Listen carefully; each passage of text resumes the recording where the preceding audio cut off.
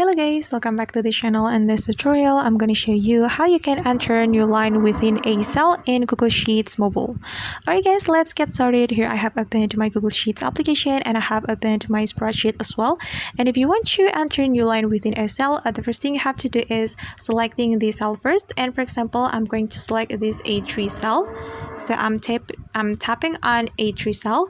Then after that, if you want to create new line, we can tap on this option. This area, okay, and we can tap on this area one more time like this, then just click on insert line break.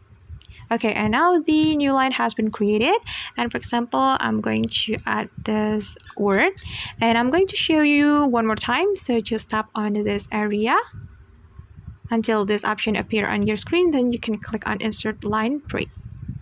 Alright guys, and that's how we can enter a new line within a cell in Google Sheets mobile. I hope this tutorial will be helpful for you. Thank you so much for watching, and if you find this tutorial is useful, don't forget to hit the like button, leave your comments, and also subscribe to this channel. See you in the next video.